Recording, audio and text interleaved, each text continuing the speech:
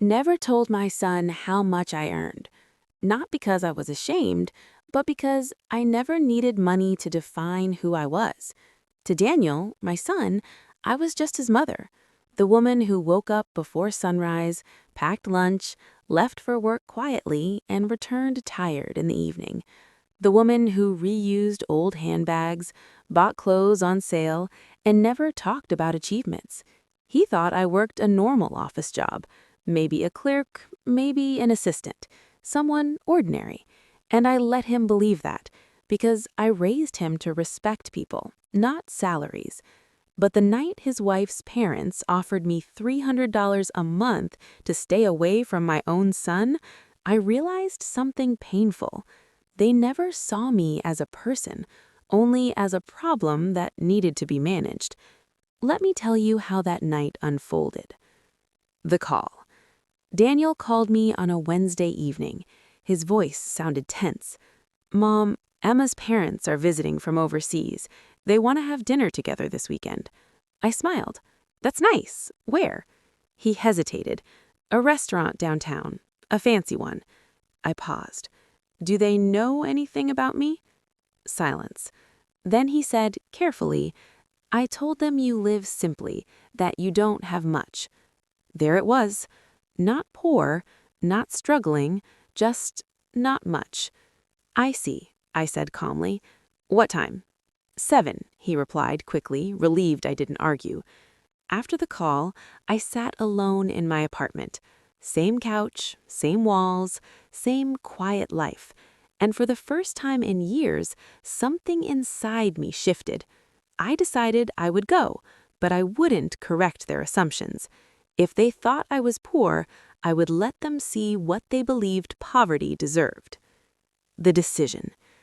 I didn't dress to impress. I chose an old navy blue dress with faded edges, no jewelry, flat shoes I used for grocery shopping. I looked in the mirror and barely recognized myself, not because I looked poor, but because I looked invisible, and that was exactly the point. The restaurant.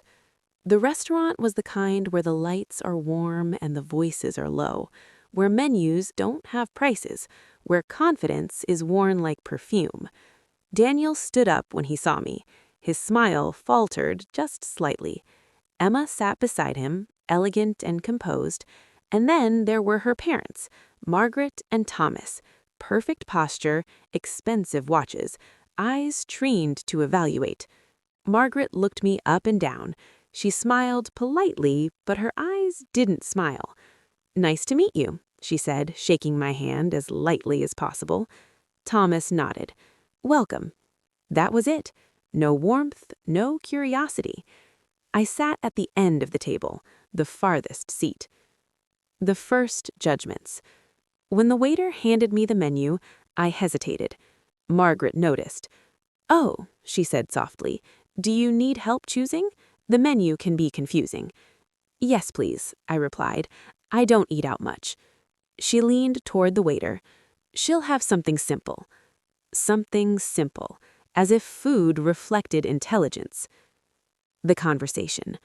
They talked about their travels, their investments, their lifestyle. Every sentence carried a number. "This hotel costs $900 a night. Our wine collection is worth thousands. We recently upgraded our vacation home." They spoke at me, not to me. Eventually, Margaret turned her attention my way. "So, what do you do for work?" "I work in an office," I said quietly. "What kind of position?" "I help where needed." She nodded. "Administrative roles are respectable." Respectable, but small. "Do you live alone?" she asked. "Yes." "That must be difficult," she sighed, "especially financially." I smiled gently. "I manage." Daniel shifted in his chair. Emma stared at her plate. The comparison. Margaret leaned back satisfied. "We've always made sure Emma had the best," she said proudly. "Top schools, travel, support." She looked at me. "And when Daniel married Emma, of course we helped." "How kind," I said. "We paid for part of their home and their honeymoon. A parent's duty, really." She paused. "And you? Were you able to help them?" I swallowed. Not much, just what I could. Margaret smiled.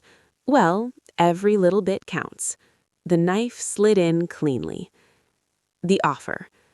After dessert, Margaret folded her napkin. She said, "There's something we wanted to discuss." Daniel straightened. "Mom," she raised her hand. "We adore Daniel, and we want the best for him." She looked at me with forced kindness. "At your age, living on a limited income, it can be a burden." A burden. "So, Xi'an, we thought perhaps we could help you." I waited. "A small monthly allowance to make life easier." "How small?" I asked calmly. "Well, $300 to start, maybe more later." "And in return?" I asked calmly. She smiled. "Just give Daniel and Emma space. Let them build their life without worry." There it was. They wanted to buy my absence. The silence. The table went quiet. Daniel looked horrified. Emma looked ashamed. Thomas watched closely. I took a sip of water. Then I smiled. "That's very thoughtful," I said. Margaret relaxed.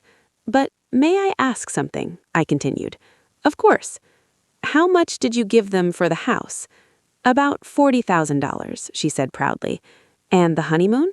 "Another $12,000. I nodded. "So 52,000 for them and 300 for me." She frowned. "It's different." "No," I said gently. "It's very clear." The reveal. I leaned forward. "Margaret, you've spent the entire evening measuring worth in dollars." She stiffened. "You assume I need your money." I met her eyes. "But let me tell you something you didn't ask." I paused. "I earn more in a month than you offered me for a year." The air froze. Daniel's eyes widened. Emma gasped. Thomas blinked. Margaret laughed nervously. "That's not funny." "I'm not joking," I said. "I earn over $40,000 a month. I've been a senior executive for 2 decades. I signed contracts larger than your investments." Silence. "I live simply because I choose to, not because I must." Margaret's face drained of color. The truth. I raised my son alone. I worked nights, studied weekends, missed sleep, not dignity. I didn't teach him to chase wealth. I taught him to respect people. I looked at Daniel. "I never told you because I wanted you to love me, not my bank account." Then I looked back at Margaret. "You offered me $300 to disappear." I stood. "But I don't disappear for money." The ending. I placed my napkin on the table. "I don't need your allowance. I don't need your approval." I smiled softly. "But you will remember this night." I turned to leave. Daniel followed me outside. "Mom," his voice broke. "I'm sorry."